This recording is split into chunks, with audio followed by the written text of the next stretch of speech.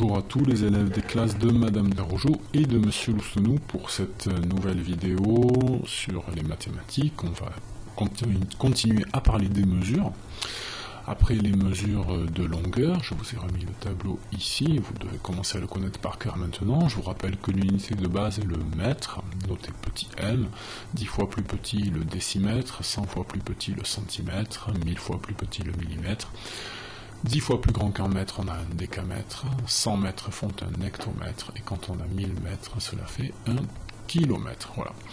Alors vous allez voir que ce système où chaque fois on a une unité de base et ensuite on a des unités qui sont 10 fois, 100 fois, 1000 fois plus petites ou plus grandes, c'est ce qu'on appelle le système métrique.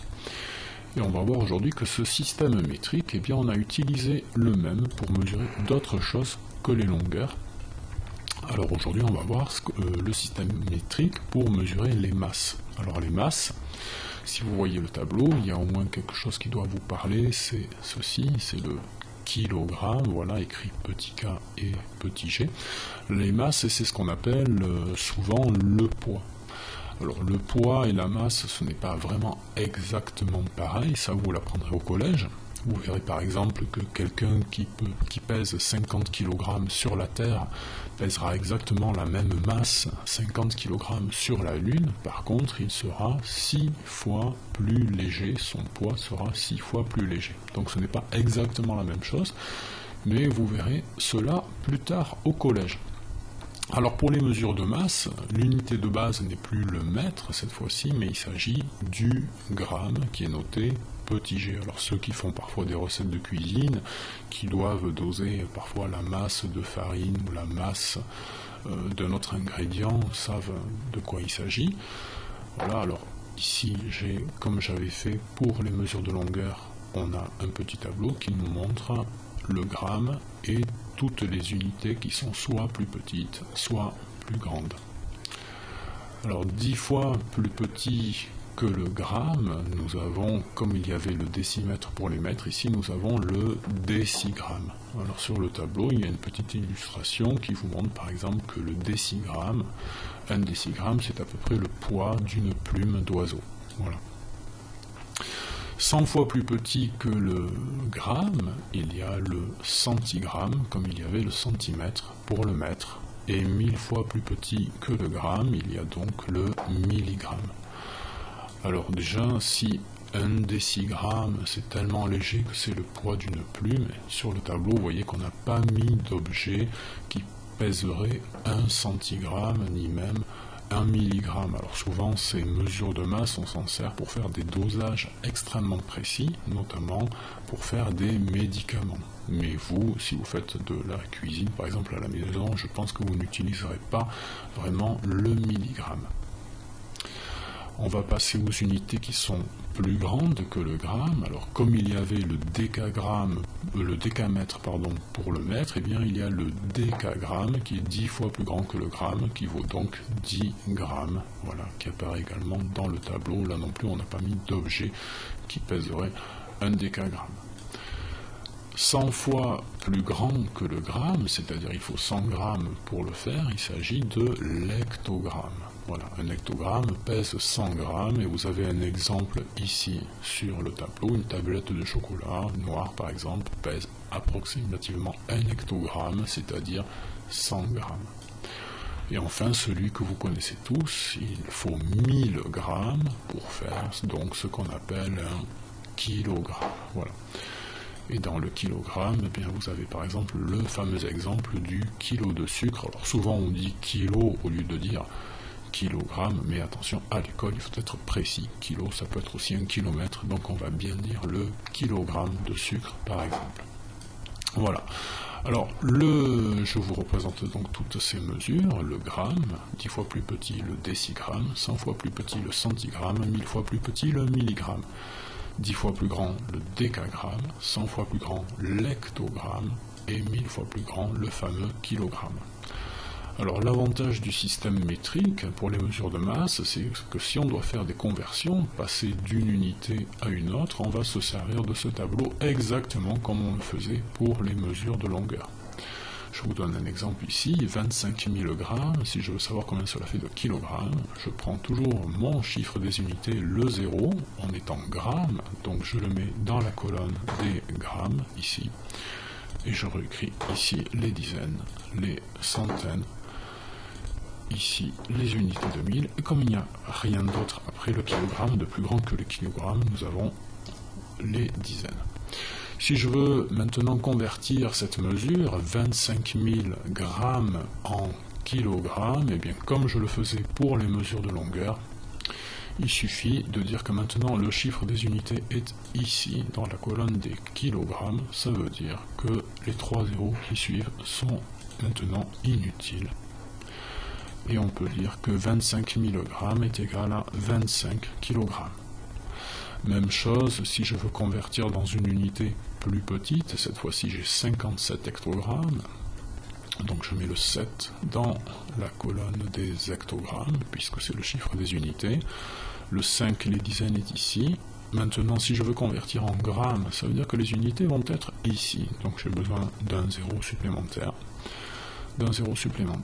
et on va voir que cela fait donc 5700 grammes. 57 hectogrammes est égal à 5700 grammes. Voilà. Donc vous saurez faire, si vous avez réussi à faire les conversions avec les longueurs, vous arriverez également à faire les conversions avec les mesures de masse. Alors, autre exemple d'utilisation toujours du même système, le système métrique, il s'agit de mesurer les capacités, on dit parfois aussi les contenances d'un objet. Alors c'est très simple, hein, c'est-à-dire quelle est la contenance d'une cuillère, quelle est la contenance d'un pot de yaourt, quelle est la contenance d'un seau. Voilà, c'est-à-dire combien de liquide on peut mettre à l'intérieur. Ici, l'unité de base pour les capacités ou les contenances, vous la connaissez, c'est le litre qui est nommé petit l. Et toujours la même chose, on a une unité qui est 10 fois plus petite, il s'agit du décilitre. Alors vous avez un exemple ici, la contenance d'un petit pot en verre de yaourt est à peu près d'un décilitre. 100 fois plus petit, vous avez le centilitre. Là aussi, ceux qui font de la cuisine à la maison savent de quoi on parle. Donc un centilitre, vous voyez, c'est à peu près la contenance ou la capacité d'une petite cuillère comme celle-là. Et enfin, 1000 fois plus petit, on va avoir le millilitre. Et le millilitre, vous voyez, à peu près une goutte d'eau équivaut à peu près à 1 millilitre d'eau. On va avoir les mesures plus grandes que le litre maintenant. Alors quand j'ai 10 litres, cela fait ce qu'on appelle un décalitre. Alors il faut imaginer par exemple que vous avez une bouteille d'un litre d'eau ou bien un brick d'un litre de lait. Si vous mettez 10 briques de lait par exemple dans un seau, vous aurez ce qu'on appelle un décalitre. 100 fois plus grand que le litre, quand on a 100 litres, on a ce qu'on appelle, vous avez maintenant deviné j'imagine, un hectolitre. Donc l'hectolitre ici, vous voyez, c'est la contenance à peu près d'une poubelle standard. Voilà. On pourrait mettre 100 litres d'eau, un hectolitre, dans une poubelle comme celle-ci. Enfin, plus grand, alors on peut parfois parler du kilolitre, donc un kilolitre, comme un kilomètre c'était 1000 mètres, un kilogramme était 1000 grammes, un kilolitre il s'agit donc de 1000 litres, voilà. Alors c'est une unité qu'on utilise assez peu, le kilolitre, on en parle très peu. Souvent quand on veut donner une mesure qui pèse 1000 litres, on va parler de ce qu'on appelle un mètre cube d'eau. Alors un mètre cube, ça s'écrit comme ceci, un M, et un petit 3 au sommet. Alors c'est l'équivalent de 1000 litres ou d'un kilolitre, il s'agit de la même chose. Alors pourquoi on parle de mètre cube? Je vais vous montrer sur une image que j'ai sélectionnée ici. Alors un mètre cube en fait, vous voyez, vous avez un enfant qui pose à côté, il faut imaginer un cube, tout simplement, comme vous avez ici. Un cube qui mesurerait 1 mètre en longueur, 1 mètre en largeur et ici 1 mètre en profondeur. Donc, dans ce mètre cube, on pourrait mettre 1000 litres. 1000 litres d'eau, 1000 litres de lait, 1000 litres de n'importe quel liquide. Voilà. Et on parle de mètres cubes ou de kilolitres. Les conversions, ça fonctionne toujours de la même façon. Je donne deux exemples. 800 millilitres, donc à convertir en centilitres. Le chiffre des unités est ici le 0. Je le mets dans la colonne des millilitres. Et je mets les chiffres des rangs suivants à côté. Si je veux convertir en centilitres, ça veut dire que mon chiffre des unités est ici dans la colonne des centilitres, et donc le 0 ne sert plus à rien. Je vois que 800 millilitres est égal à 80 centilitres. Alors c'est souvent des conversions qu'on doit faire quand on doit faire de la cuisine, parce que sur la recette, il peut être marqué une contenance en millilitres, alors que sur votre verre doseur à la maison, vous n'aurez que les centilitres, donc ça peut être utile de faire des conversions. Conversion dans une unité plus petite, cette fois-ci, si j'ai 7500 litres, donc le chiffre des unités, il est ici, c'est le 0, je le mets dans la colonne des litres, le chiffre des dizaines, le chiffre des centaines, et enfin le chiffre des unités de 1000. Si je veux convertir en hectolitres, cette fois-ci, ça veut dire que les unités sont là, et donc je n'ai plus besoin des zéros dans les litres, ni des zéros dans les décalitres, et je lis que 7500 litres est égal à 75 hectolitres. Voilà, j'espère que vous avez bien compris cette histoire du système métrique qui sert donc à mesurer les longueurs avec le mètre, les masses avec le gramme et toutes les mesures plus petites ou plus grandes. Et pour les contenances ou les capacités, donc on dit... Alors vous avez ici un autre exemple, voilà.